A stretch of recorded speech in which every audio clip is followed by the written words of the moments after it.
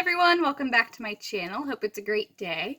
Today I want to talk to you about a new movie that just came out in theaters today and on Disney Plus, and that is Turning Red. So that is a Disney and Pixar collaborated film, and I'm going to be looking up a little bit because I'm going to be reading some things on my computer to talk about it. So this movie, in my opinion, was really cute. I liked it. Controversy, I liked it better than Encanto. Don't come after me. It's okay. I have "we don't talk about Bruno, no stuck in my head for weeks. So don't come after me. I liked it better. It's okay. Breathe. It's okay. It's okay. It's okay. Okay, so Turning Red, I enjoyed. I watched it on my lunch break and throughout the day, and I thought it was really cute. I identified with it. It's adorable. The animation is closer to Luca. If you've seen that, it's more of the pudgier faces and more realistic of what people look like. They're not the perfect body people. So I enjoyed that. I mean, Encanto doesn't do that, but older Disney movies did. So this is a quick synopsis of it. I'm using Google today. Okay, so there's not many references that are going to be that great. There's no scholarly journals or anything. The movie just released, guys. Give me a break. Okay, so even though this movie just released, it already has controversy around it. So I wanted to talk about it because I see it, but I don't see it. So I want to talk about it. So it says, is Turning Red a metaphor? In my opinion, yes, it is. And I'll tell you why. Okay, so it says, when Mei Ling gets her freak on, she's letting her excitement fly about everything from boy bands and the store clerk she's crushing on to hormonal urges to break chains. She turns into a giant red panda, a comical and cunning metaphor for the roller coaster of messy adolescence.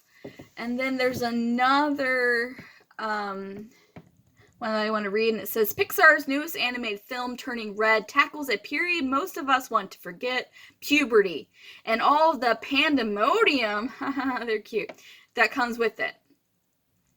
So, like I said, it was released on Disney Plus today, and it was also released in theaters today, from my understanding. Now, you actually have to Google I have to put it back on this page because the other page was dark, apparently. You actually have to Google the words Turning Red, or at least put Disney Panda movie, because if you don't, you're literally going to get articles about pandas, because I was like, controversy of the Red Panda movie, because I forgot it was called Turning Red. And literally there's controversies about red pandas. Why? Leave the pandas alone. What did they do? I mean, I understand if it's controversy about, we need to take care of them, or they're becoming endangered. And no, it was just about how they suck. So, leave the pandas alone. They're cute. So was this panda in the movie, by the way. It was cute. So, Turning Red is an adorable movie, in my opinion. It's about this little girl. She's just trying to figure herself out. Has all these expectations on her that make her seem much different than her friends, and she lives in a temple community with her family, and she is of Asian descent. They never outright say it, but I believe she's in the Chinese community. Could be wrong. Don't come after me, please. It's just implied by the decorations that is what she is. So they run a museum temple, and she is embracing the lifestyle that she's been taught by her mother, which is taking care of this family temple, and that is basically what she's decided that she's meant to do, and she's very concerned about her mother's approval, always getting straight A's, always doing 100% all the time, being perfect. And it echoed to me about Encanto, because there's the one sister, which I don't remember her name, but you know who I'm talking about, who has the flowers. Okay, if you were mad about 2 minutes ago during my movie when I said Encanto was not as good as this, Flower Girl. They echoed a lot of that, because that character also has the pressures of feeling perfect all the time. And so does this girl. She feels like she needs to have her mother's approval and make sure her mother's happy, because that's where she's finding her happiness. As long as her mother's happy, she's decided she's happy. Friends have kind of adjusted to her. They're like, you need a new life of your own. You're getting older. This is something that you need to talk to your mom about. And she's like, no, it's just easier to do what she wants. She finds out that she doesn't want to do that all the time. She wants to be a teenager. And I related to that. Like, there's expectations, but you also want to be your weird self. And let's face it, there's no normal 13-year-old, okay? There's no normal teenager. I mean, I'm 30 and I'm still not normal. But she's still finding her niche. She's still figuring herself out. And I was able to embrace that and see this side of her. There's moments in the movie I'm like, okay, let's go. But there was enough of it. I kept engaged the entire time. And there's a cute little moral of the story at the end, which is embrace your inner you. And I agree that the panda itself is a metaphor of you're going to be a mess and you're going to be destroying the whole place while you're doing it. But as long as you end up being who you want to be, that's great. Now, I did mention before that there's a bunch of controversy for this movie. And I wanted to talk about that and my opinions on it. So I'm reading this from Newsletters Variety, and it's on variety.com. And it said, Turning Red cast speaks up after the controversial review was called racist and pulled offline. So someone from Cinema Blend, their name is Sean O'Connell, he made a review about the movie. I guess he got to see it early. And he said that on Twitter, he said that the movie was racist and sexist. Cinema Blend manager Sean O'Connell wrote the review saying that the film's appeal was limited because it's set in the Asian community of Toronto, Canada. He said, I recognize the humor in the film, but connected with none of it. Probably because you're an older guy who forgot what it's like to be a kid. Just saying. By rooting Turning Red very specifically in the Asian community of Toronto, the film legitimately feels like it was made for the director, Xi's friends, and immediate family. She is the director, by the way. Family members. O'Connell wrote in a sense pulled review, which is fine, but also a tad limiting in its scope. What? So it's racist because the main character is of Asian descent and she lives in an Asian community in Toronto, Canada, and her family runs a shrine. But she has a best friend who's white, a best friend who appears to be Indonesian, and another who possibly is of Asian descent. They don't say. It doesn't matter. That's the thing. It doesn't matter where it's from. And then he says it's sexist because it focuses on young women.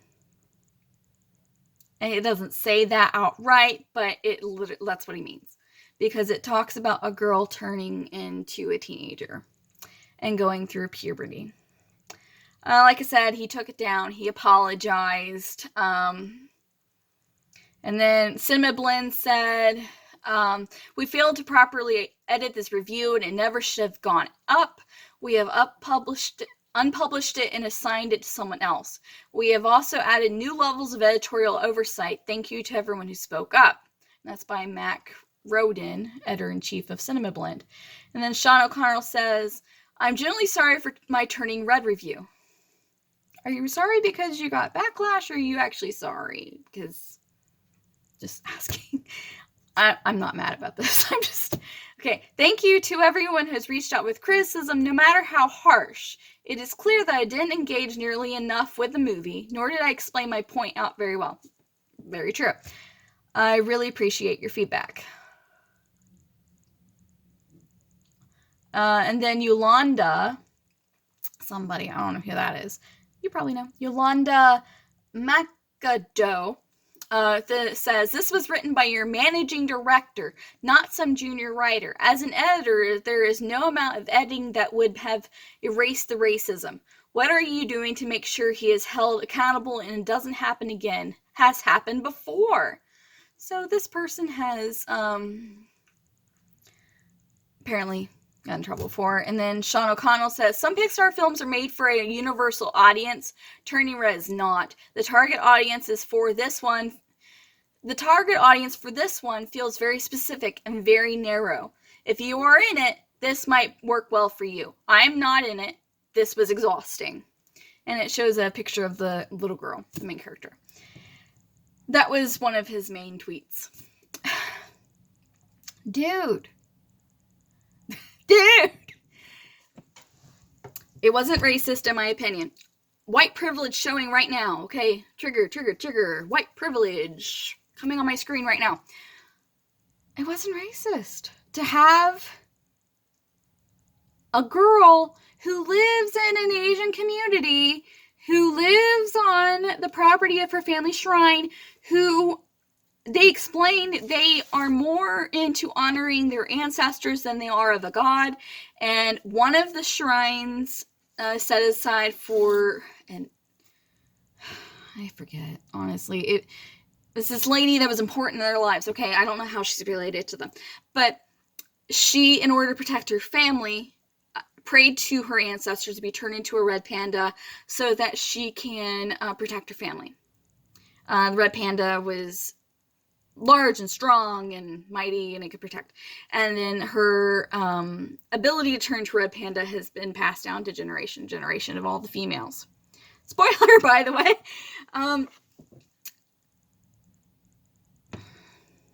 So where's the racism other than his tweet about the fact that unless you're Asian, you won't get it?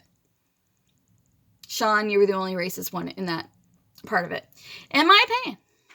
Okay, so let's go to the part where this says you can't connect with it unless you are Asian, which is basically what he said. If you've ever been a teenager, or ever felt like you never fit in, or felt that you were not good enough, you'll relate to it. It's that simple. So he's never been a teenager. He's never felt like he's never been good enough, which, good for him. He's doesn't need therapy. He's felt successful in everything he does, and he will forever be happy with who he is. Great. I'm glad he apologized. I don't know necessarily if he means it when he apologized. I feel like Big Boss Man told him, hey, no. And it seems like he's had opinions in the past. But let's talk about the fact that he implies that it is sexist. He implied that because it was about this little girl, and I can kind of see his point where a person who identifies as a female would definitely relate more to this movie than someone who identifies as a male. Just because the main character's a girl, and so are all her friends.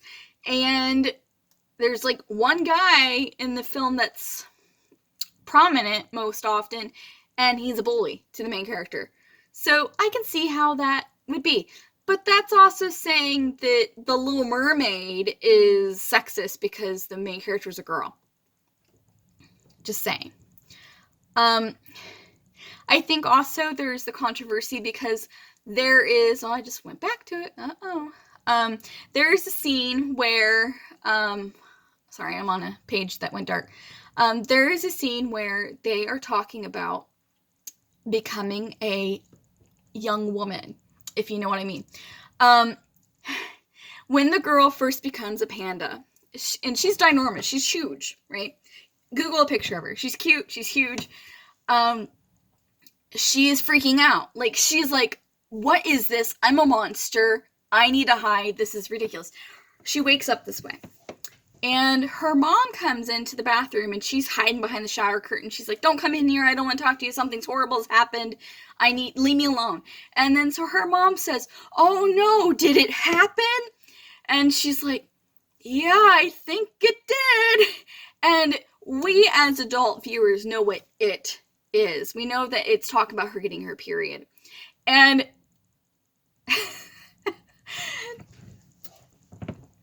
so the mom is freaking out and she goes and gets her Tylenol in it. Heating blanket thing. I think it was a hot water bottle. And she gets her a bunch of pads. And she's like, I have regular pads. I have overnight pads. I have pads with wings. I have pads with no wings. And she has like this huge box of pads. They never talk. They never say the word period. They never say menstrual cycle. They never say anything that is out of line for a Disney movie. Okay. So the article that makes my screen dark says Pixar wanted Turning Red to be unapologetic about puberty, including periods. And that's what the director, she, and producer Collins weigh in on. And they said they wanted people to embrace the awkward teen years, which I totally agree with. I totally agree with it. Even though we don't embrace it at the time, it's a stage of life. We all go through it. So let's embrace it. If you are at the point where you've read something about talking about periods and you don't want to expose your child to that, like you don't want to take your young kid to see this movie because your daughter is going to learn about something you're not ready for her to learn about yet. That's up to you. Whenever you teach your child about that, that's not what I'm talking about. I'm laughing because it was cute. And think of it this way. When we were kids, Hunchback of Notre Dame came out. Our parents took us to see it, or we watched it on VHS. I remember watching it on VHS at home. I remember being like 5. I don't know. I vaguely remember watching it and getting like an Esmeralda tambourine in my McDonald's Happy Meal, which is when McDonald's actually had cool toys. Let's talk about that. That is something we need to talk about. Sorry. See? I got so excited. My phone fell. So, there's so much dark things in that movie. So dark. Rod Frollo talks about raping Esmeralda, and I'm sorry, YouTube. He talks about our Esmeralda. As kids, did we understand what that meant? No, it went over our heads. Just like this will as well. That short snippet of conversation will go out the window. Now, when they do learn about it, okay, then they're going to understand. They're going to be in on the jokes, okay? They're going to be in on the adult side of things, because back then, when Hunchback of Notre Dame is coming out and movies like that, they had to put adult humor in it to keep the adults entertained. That's what they thought. So they did it in that way back then. There was more story if you're an adult than the kids, because the kids were just there for the animation. With this one, it'll go over their heads just the same way. Maybe you'll get a question. Worst case scenario, you'll get a question. What's a pad? What are they talking about? And that's up to you. If you want to address it, then go for it. If you're not ready to address it, say, we'll talk about it later. And I promise you, they'll forget. Okay? I remember asking before about what a period was. My family wasn't ready to address it at that time, and it was a stupid point for me to ask it too. And so they said, we'll talk about it later. I'll explain it to you later. Okay, move on. Yeah, I remember it now, because in hindsight, I was like, oh, that's what they were talking about. And honestly, it was Roseanne when Darlene gets her period, and she says she got her period. And I asked what a period meant. So, and I don't hold it against my family for choosing not to talk to me about it, because at that age, I wasn't going to understand it anyway.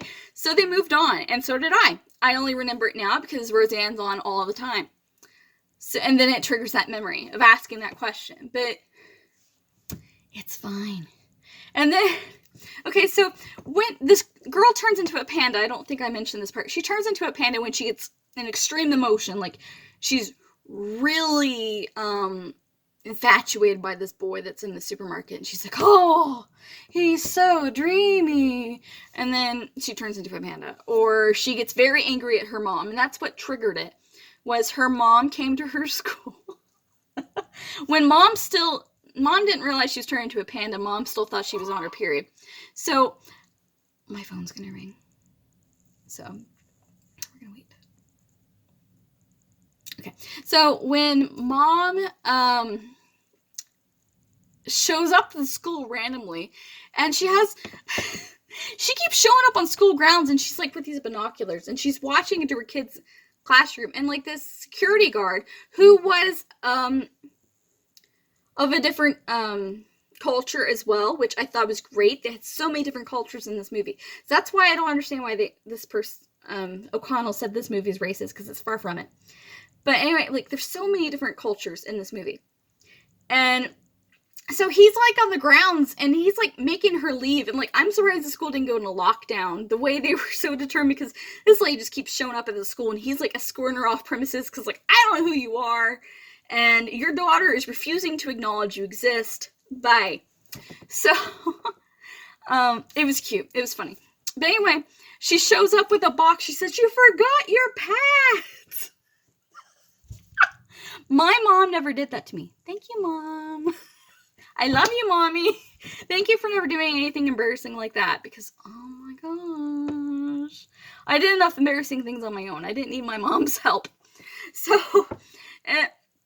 they had like this rough relationship. You can tell it was like this battle of, I want you this way, but you're this way, and Mom's like, I need you to be this, but you're this, and when you grow up, you gotta be this. And the girl's like, I want to be this to make you happy. Oh no, my screen went black. Go away.